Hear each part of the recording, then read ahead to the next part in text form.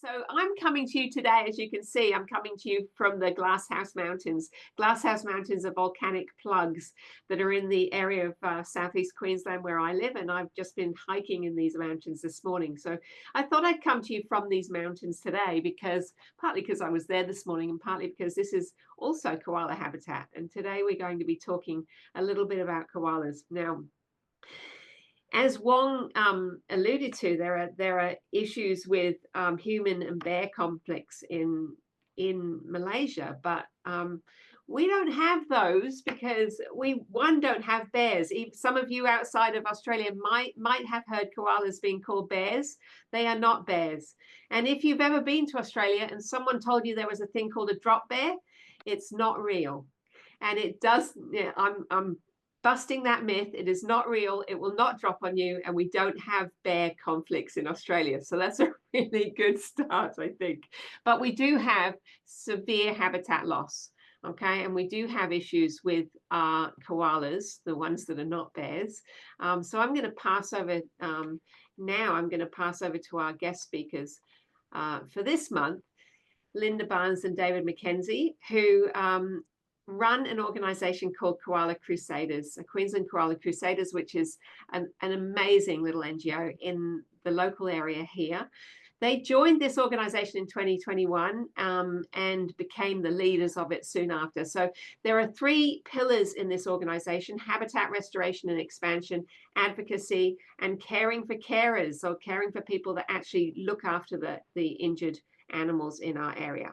Okay, we're going to hear a lot from them, but before we pass over, I want to say that I've been honored to be part of this organization for this year and to actually help in some of their projects, namely in improving membership drives and things like that. So I'm going to pass over to Linda and David as soon as I can figure out how to do that. Where we go, and welcome them to World of Wildlife. Give them a bit of a round of applause. Thank you, Sarah. Appreciate it so much. Lovely to meet you, Wong. And I hope we get to see a whole lot more of you. And Sarah, I'm really, really grateful to you for inviting us to be part of this workshop today. Yeah, thank you for being here. Yeah, it's our pleasure. Okay. Queensland Koala Crusaders, as Sarah just mentioned, is an organization based in Queensland, and we cover all of Queensland. And we work very diligently since we've joined in 2021 to be a voice for the koala.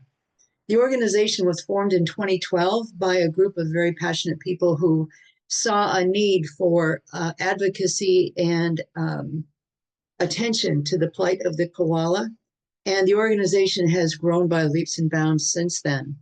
We are active all throughout Queensland. We work in the southeastern Queensland primarily. We are based in Brisbane, but the organization was formed on the Sunshine Coast, and now we're proud to call members people all throughout Queensland. So we're very excited about that.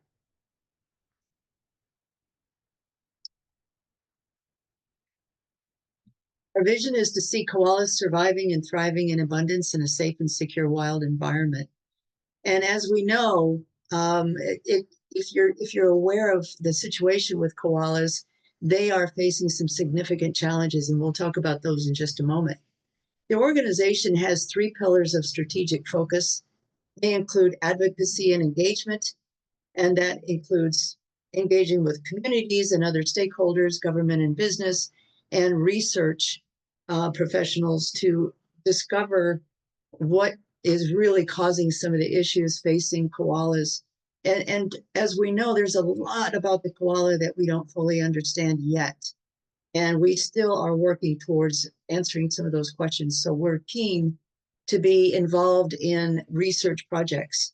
We work with habitat restoration and enhancement. As Sarah mentioned, habitat is being destroyed in all of Australia at an alarming rate. And koala habitat in particular is forcing these animals, which tend to be solitary animals, into smaller and smaller communities. And in their quest for food and safety, they are being crowded into island populations, which is causing significant problems for those animals. We work to expand the habitat, protect what we can, plant new habitat, and we're working on creating sanctuaries all throughout Queensland, and David will be talking about that in just a moment. Our third pillar of focus is to care for carers.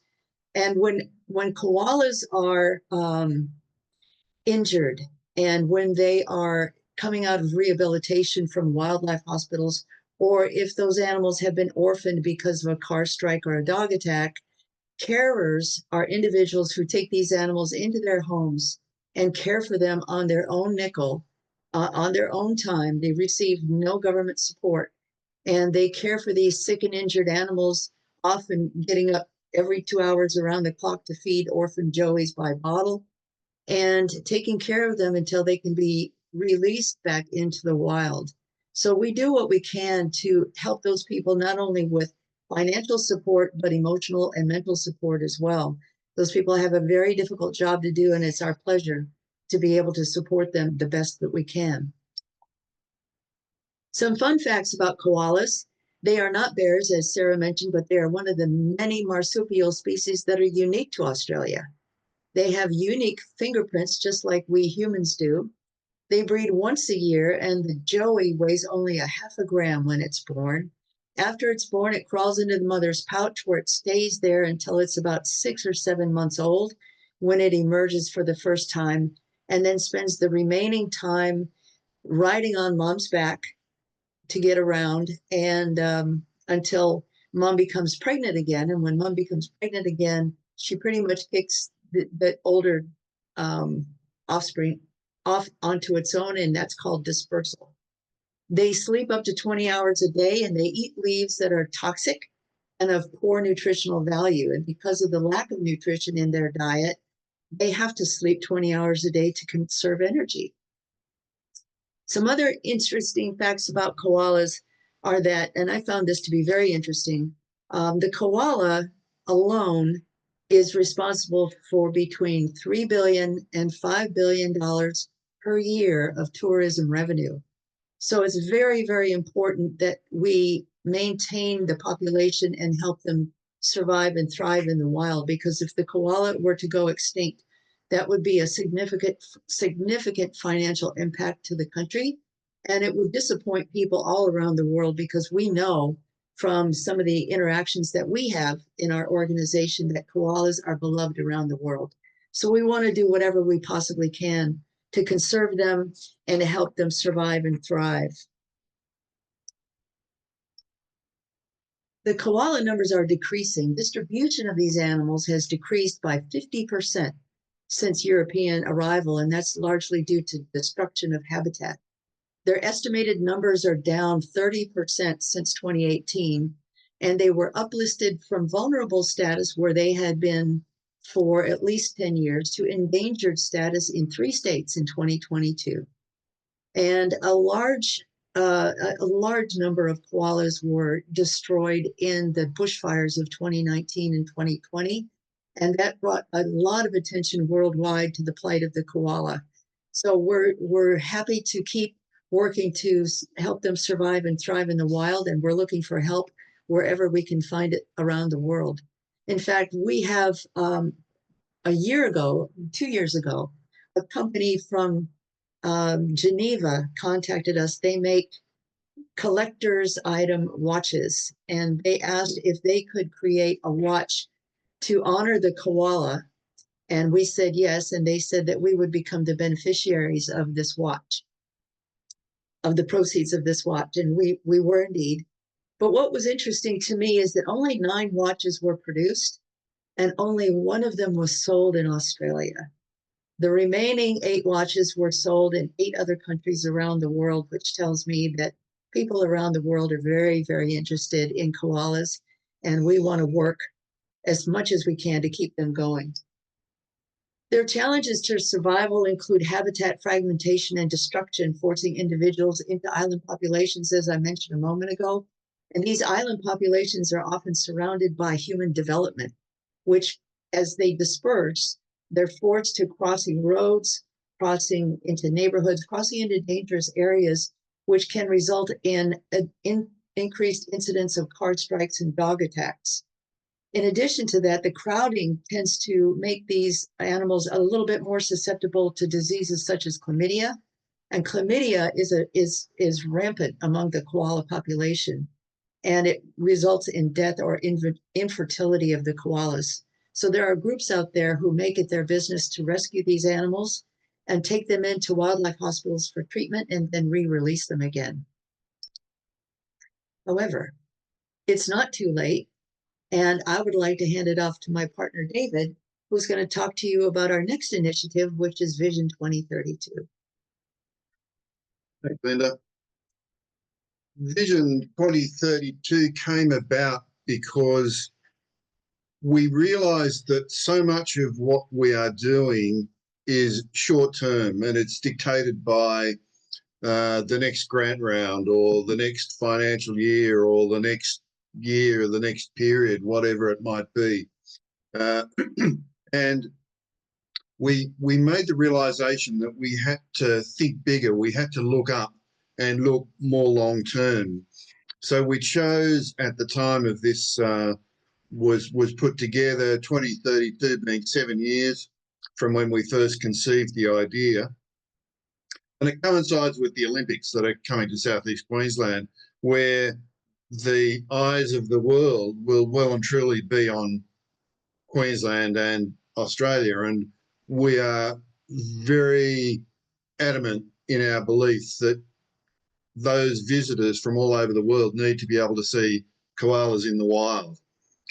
And we want to have as much habitat available for people to visit so that they can see wild koalas behaving as they would naturally in the wild, not in zoos. Zoos and things do a fantastic job educating people, and some of the wildlife hospitals that are attached to zoos are just amazing, the work that they do. But we love the idea of koalas in the wild. That's what they're born to do. That's where they're born to be. So we started formulating a plan of how we could look at a bigger picture than just the next little individual piece of habitat.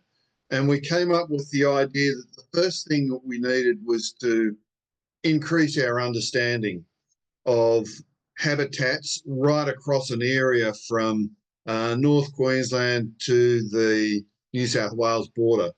And our ultimate vision is to create the Great Koala Highway, which is basically an uninterrupted piece of connected habitat so that koalas can move freely from one end to the other. Now, obviously, in practical terms, an individual koala is not going to do that, but koalas as a population need to be able to have that freedom of movement across a large area. So that's the premise that drove us to come up with this plan.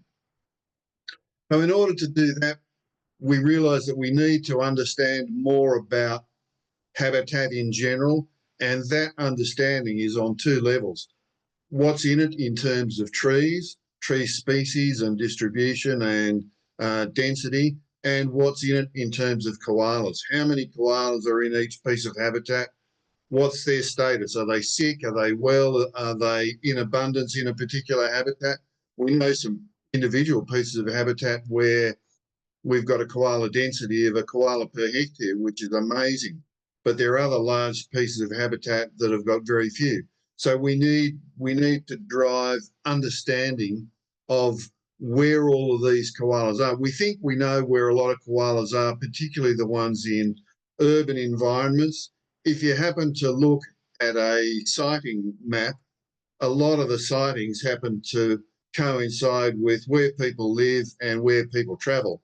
So you can see roads marked on the sighting maps because that's where people are travelling and they'll see koalas. We know there are vast areas out there that are not visited by people, and a lot of it is private land, where there are no sightings. Does that mean there are no koalas in there? Probably not. So that's one of the key things that we need to do, is to get out into some of these more remote areas and understand what's going on in terms of koala distribution. It's a really exciting first step, because even in the short time that we've been doing this, we're finding little pockets koala populations that we didn't know about. And I suspect the reason we didn't know about them is because no one's ever looked there in the past. I come from an agricultural background, and I had a cattle property in the area to the northwest of Brisbane, about 2 hours out of Brisbane, and there are koalas on that property. But that property, I sold it a few years ago now, but that property is not listed as having any sightings because A, we didn't have any mobile phone reception to log sightings. But in that time, nobody knew that you could log koala sightings. So we know there's an information gap in those sort of places.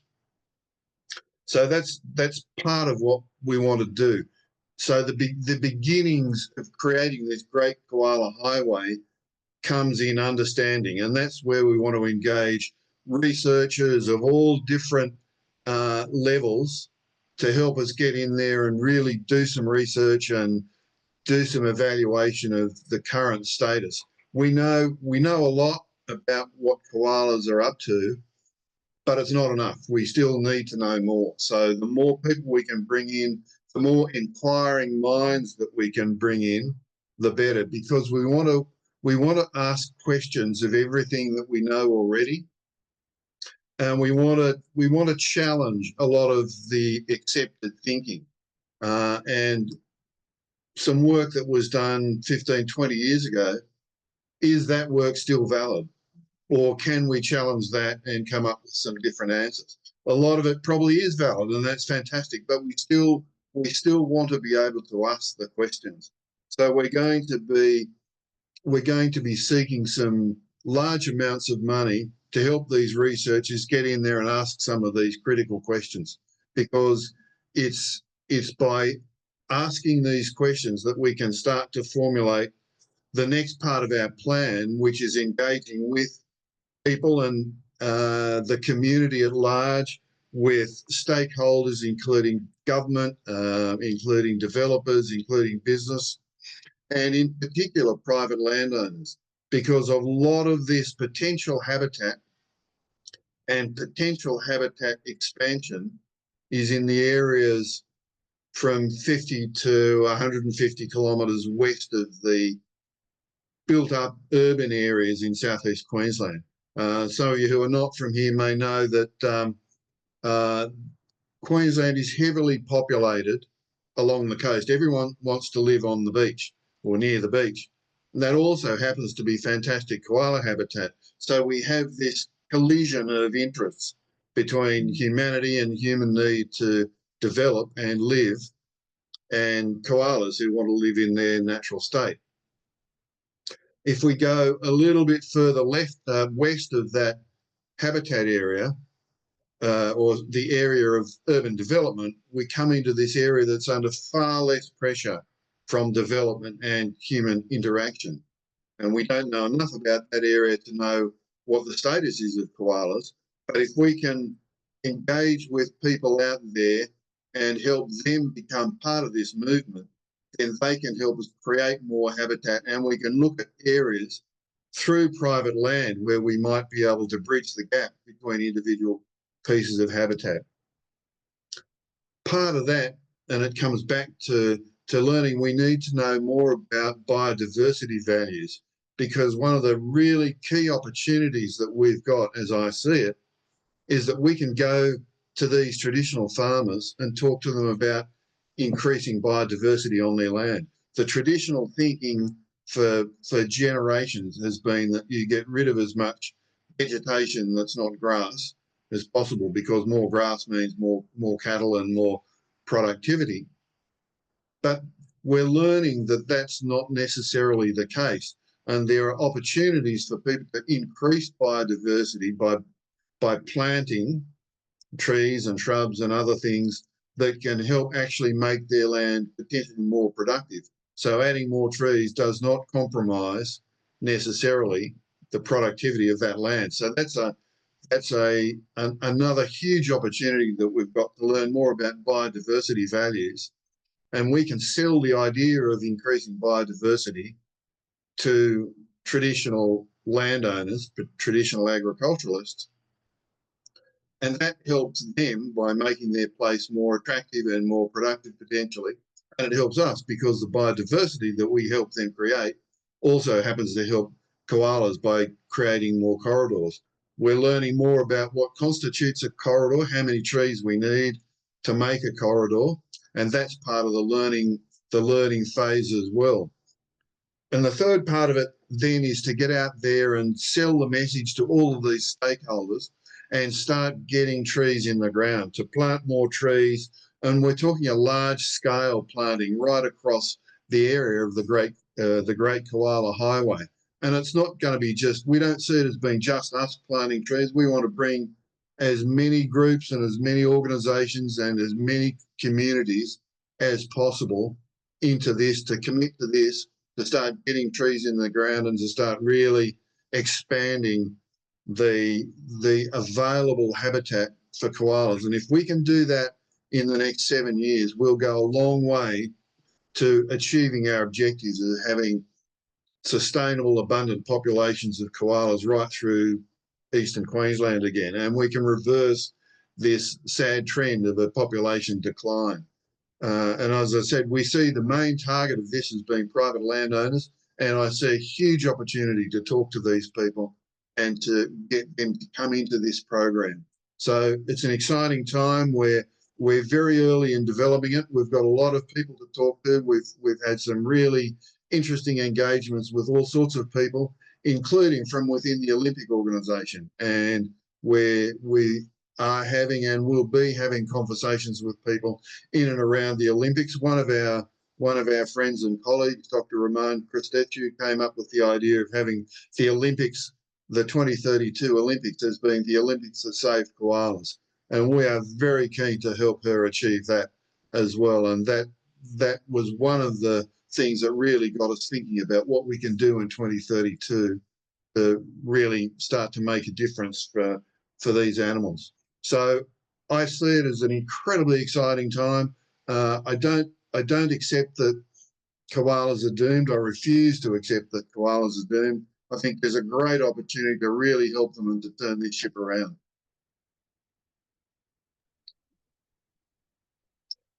It absolutely is. What an awesome idea, the Vision 2032. It's well aligned with the Olympic sort of goal and this opportunity for getting the word out. So yeah, I'm sure we all wish you well. And one of the things that you mentioned there that I would love you to expand on, if you don't mind, is the concept of people not knowing that they've got koalas on their property. Rhonda said that she was on a property recently, and she just put a comment down that that they noticed a koala, but the landowner didn't even know they had koalas on their property. And it's one of the detrimental things that you have we have in knowing where koalas are or what they are, because they're usually little bumps in the tree in the middle of nowhere and they don't move, right? So what sort of technology has been used to actually determine if koalas are on a property? That's a fantastic question, and it excites me a lot because being a photographer, there's imaging really gets me going, and we've applied for a couple of grants. There's a number of ways that you can look for koalas, and I'll try and make this brief. We can walk around and look up in trees and find maybe 10% of the koalas if we're lucky. If we're really good, we might find 15 or 20% of the koalas. We are investigating some technology, including acoustic monitoring at ground-based thermal image binoculars that can increase our detection rate significantly. And if we can utilise that technology, we can do it pretty quickly and pretty inexpensively to get an idea of the presence of koalas.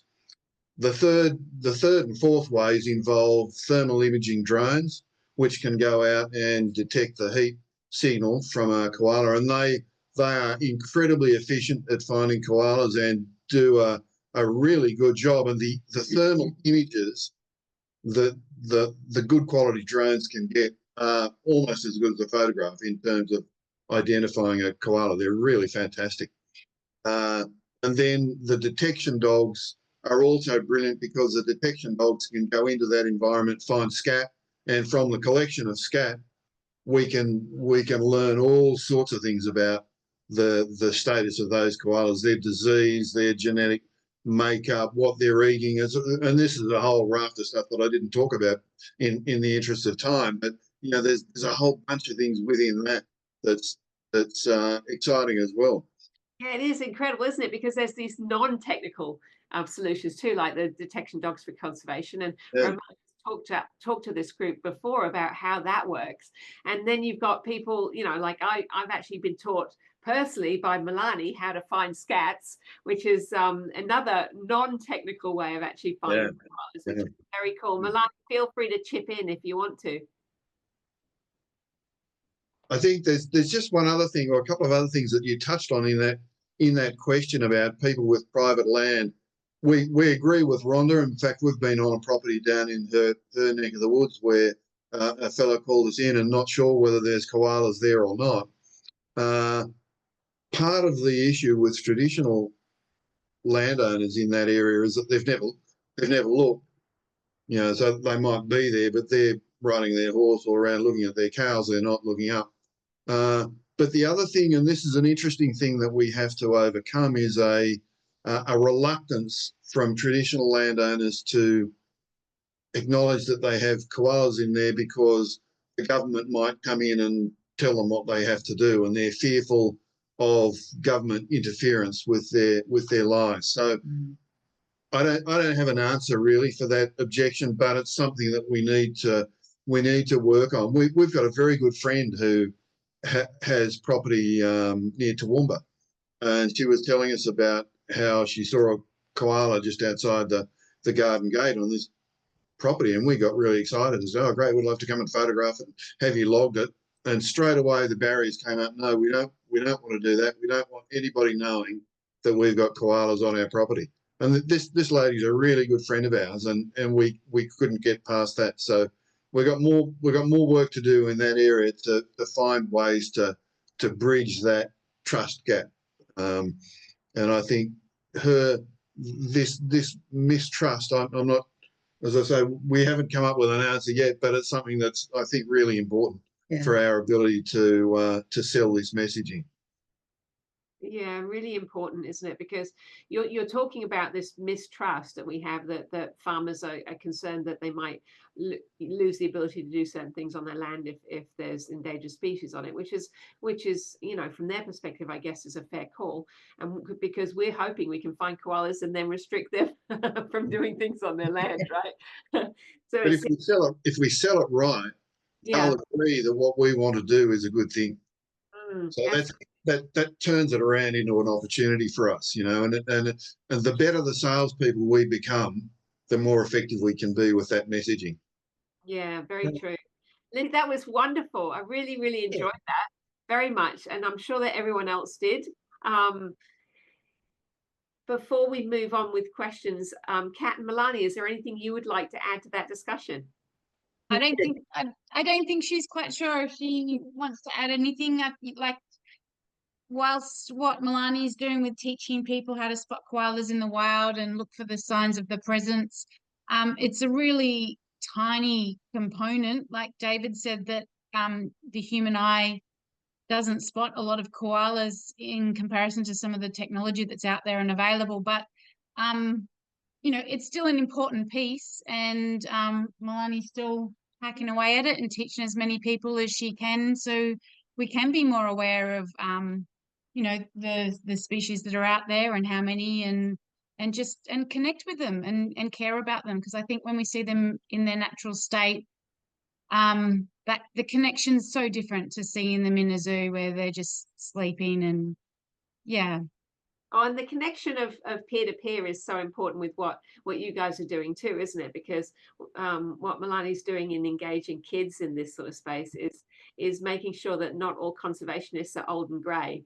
That's what we need. It's crucial. I think it's crucial that people like Milani are becoming interested in koalas and conservation, and that kind of leans into when you start caring about an individual species, you start caring about all of the species around it. And Milani, what you do with kids, I've seen you in action. I've seen you connect with kids, and the passion that you have for koalas becomes transmitted to these kids that you are interacting with. And before you know it, we're going to have a whole raft of people that are Milani's age that are going to, they're going to help us in this quest to save the koala and to save the world. Yeah, you're doing a great job. Thanks. Well done. Who's got some questions about koalas or comments? I see Rhonda had a comment about. Rhonda, do you want to chat through your comment, or would you like me to read it out for you? Okay, and I've got another comment after that. Sure. Go for it. What would you like to say? Oh, okay. Yeah. Oh, well, I might as well mention the one I've just said. Yeah. Some people in the scenic rim have said, you know, we don't want koalas on their property. We don't want anyone to know about it if we do, because the government might want to take our land or restrict us, etc. Well, I've just said here that I have been telling that you can still raise cows and have koalas on your property, but isolated trees are sometimes really isolated trees are sometimes a problem. Michael Payne from Currumbin Wildlife Hospital has told us that cows often attack koalas. They have several koalas a year come in injured by cows. Whether the cows are just curious and toss the koala about, or I'm not sure. But yeah, so I said, look, as long as you've got some trees that a koala can run to for protection if they're chased by cows, yeah, you can grow cows on the rest of the property, and the trees are good shade for them anyway. Yeah, the other thing is with the Olympics, I'm chair of the Scenic Rim branch of Wildlife Preservation Society of Queensland, and from July onwards, we're going to be running some half-hour seminars once a month on the wildlife of Southeast Queensland. Oh, and doing this in conjunction with Wildlife Tourism Australia. And so, yeah, I'd like to have a bit of a chat with folk that would yeah, like to participate there, because we might get you to say something about the koalas and Sounds like a good in one of opportunity, I those reckon. seminars. Because we want to, and we're promoting this, sort of emphasising the Olympic Games to promote it to tour operators and other businesses throughout Southeast Queensland who are most likely to come in contact with visitors coming for the games, but doing a bit of exploration, because it'll help their businesses, their reputation and so on. But of course, our ultimate aim is to get everyone thinking about our wildlife, realising how much wonderful wildlife we have, and appreciating it and understanding some of its problems. So wonderful. happy to, that's a good connection. Well done. Yeah, we'd love to chat more about that in another forum. That sounds great. That would be great. In fact, Rhonda, we met with the Minister for Tourism in Queensland, and one of the things that they're keen to do is learn ways in which we can attract more visitors to Queensland over and around the Olympics, even before the Olympics and therefore after. And we had a little chat with him about the importance of making sure that the koala is around to attract visitors, because as I said earlier, there are eight other countries around the world made it their business to acquire one of these watches. And if that's the case, that tells me that koalas are beloved around the world, and it would be a real shame to lose that. It's one of the things that Australia. And when the Cooperative Research Centre for Sustainable Tourism did a lot of research, the kangaroo was the animal most associated with Australia from people overseas, but koala was definitely the second. And so many people, I want to see a koala. I want to see them in the wild. I can see them in the zoo back home, but I want to see them in the wild. Yeah. Let's hope the koala becomes a mascot of the 32 Olympics. That would be a real big push for conservation of this species, wouldn't it, too? Very great. Yeah. I have another question for you while others are thinking of theirs. Now, I've noticed in some koala habitats that it's still okay to take dogs walking in koala habitat. Now, I know that Roman and the conservation dogs do a very positive thing for wildlife, and especially koalas, but there's a lot of dogs that don't.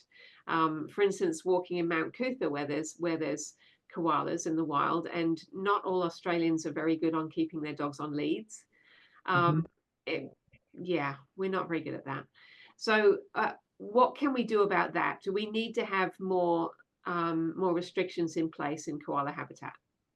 I think that would be a good thing to do, but I want to put in a plug for a program that was crafted by the Griffith University group, and it's called the Leave It program. And it's a free app and a free program that teaches dog owners how to teach their dogs to leave wildlife alone.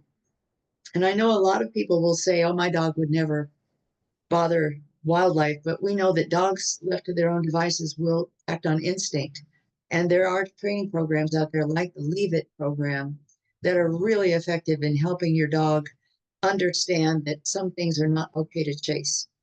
But yeah, I agree that working with councils to enforce leash laws and prohibit people from taking dogs into wildlife habitats is a good thing to try to do. It's difficult. I mean, we acknowledge that because people don't like to be told what to do, but we do our best to educate folks on our website, and when we run into them in the wildlife areas, to encourage them to put their dogs on leads. Yeah, that's a really good thing, and we can all be part of that, can't we? We can all Yeah. have our voices heard if we see people doing the wrong thing. Are there any other things that we can do to help you? Well, I think just adding to that a little bit is part of it is that people go into bushland not knowing it's koala habitat.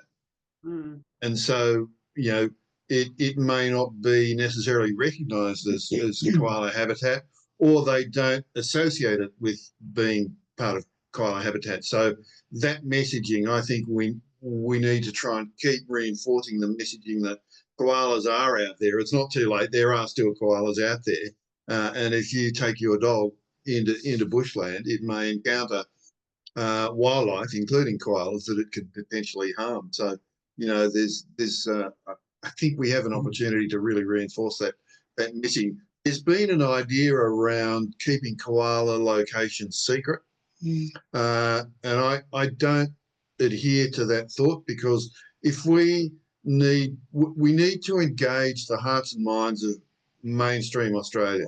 And to do that, they need to know that there's koalas there and where the koalas are so that they can interact with them. So the more we can create awareness about the fact that koalas are still in different locations, the more people will engage and are more likely, therefore, to act more responsibly when they go into that bushland than just going in there because they didn't realise it was koala habitat.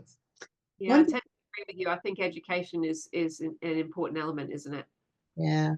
One thing I want to suggest too is, as we're out walking around in bushland, if you happen to see a koala, there's a fantastic app called the Q Wildlife app. And it's so easy to use, even I can do it. You open it up and it knows where you are. You can log the koala sighting. And if you can log that koala sighting in the app, that information goes directly to the Department of Environment and Science, Tourism, and Innovation.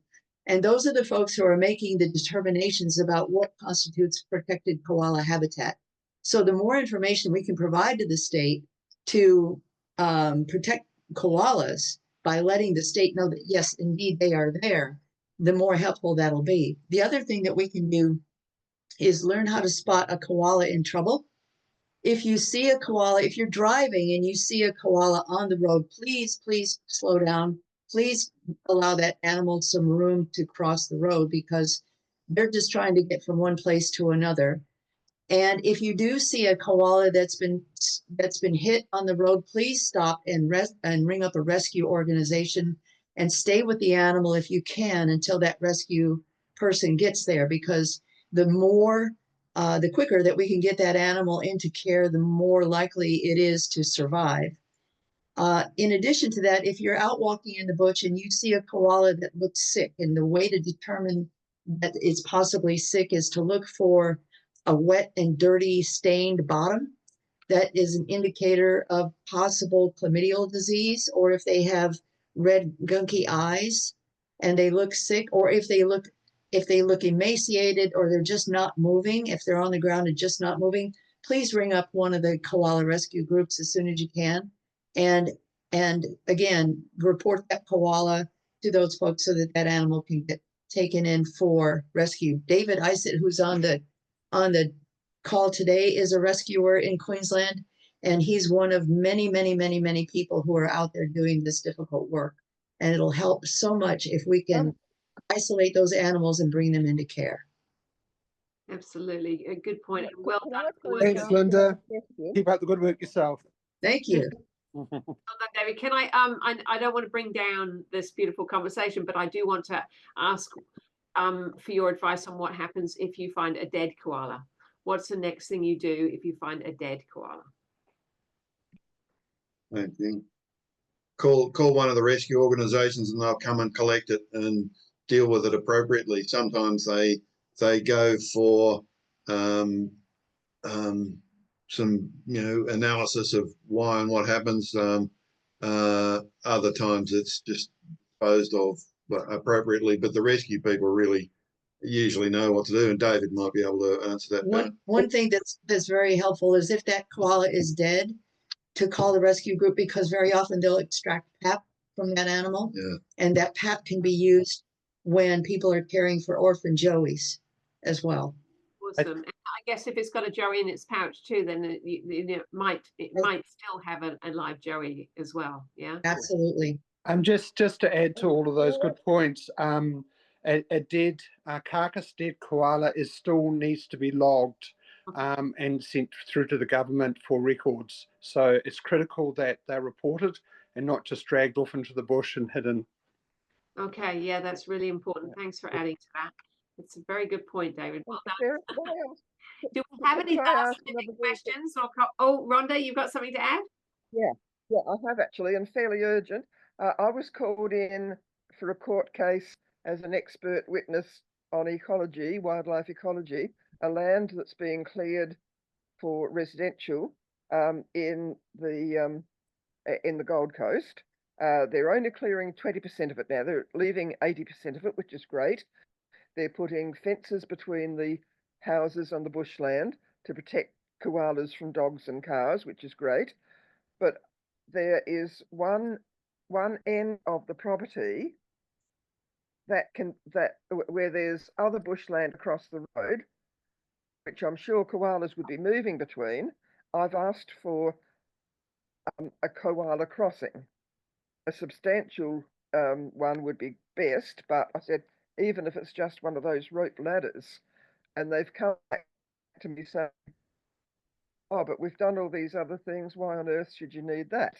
And I've just responded through the lawyer that's representing the conservation group to then tell their lawyer and them about it. But yeah, I'm wondering, do the koalas often use those rope ladders if they won't come at putting a more substantial one? How much evidence of using those rope ladders going across the road? And I've also told them what I know of how many koalas are being hit by cars.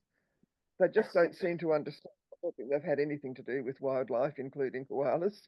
And why on earth does a koala need a ladder to cross a road? And I've been trying to get through to them, but do you have any comments, anything further I can tell them, any actual statistics? I know the national parks were saying about 20 years ago, there was something like 300 koalas a year in Brisbane, either being hit by cars or caught by dogs. That's a lot of koalas a year, almost one koala a day for every. I think the issue of rope ladders is a really interesting one. I've not seen any definitive measurements of koalas using them. I believe they tend to be mostly put there for possums. And koalas don't tend to use those as much. We were told some years ago of an instance where a koala was captured photographically using one, but that's a one-off. I think in broad terms, I think the traditional rope ladders that we see on the highways and things are not so effective for koalas. There's a really, really good one across Boundary Road in Cannon Hill or whatever the sort of Whites Hill, yeah. But that's it's millions of dollars to create that. It's But a fixed, yeah, fixed structure. It's not rope. timber.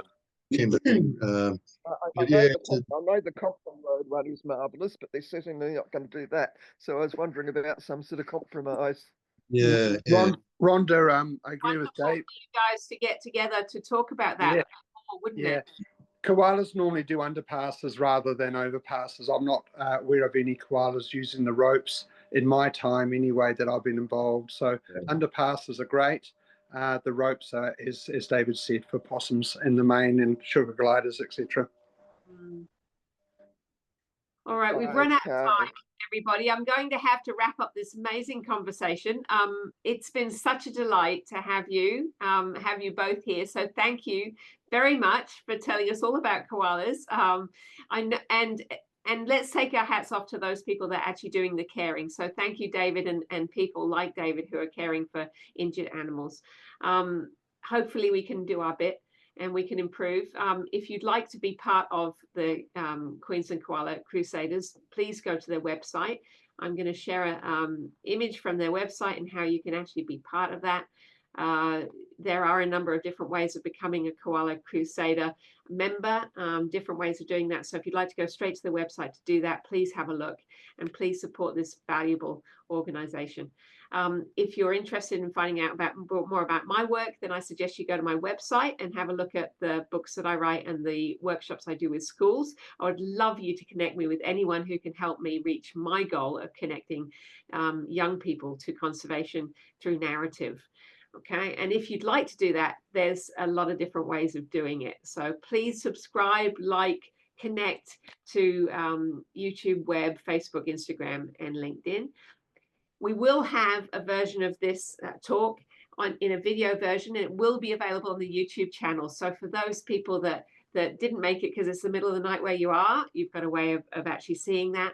But for those of you who were here, please share this video widely so we can actually do our part to improve the education about koalas and wildlife in general. That would be absolutely wonderful. So thank you so much for everyone who's been here. We'll see you next month. This meeting is held on the 10th of every single month. We will have a break in July because I'll be overseas, but I'll tell you more about that next month.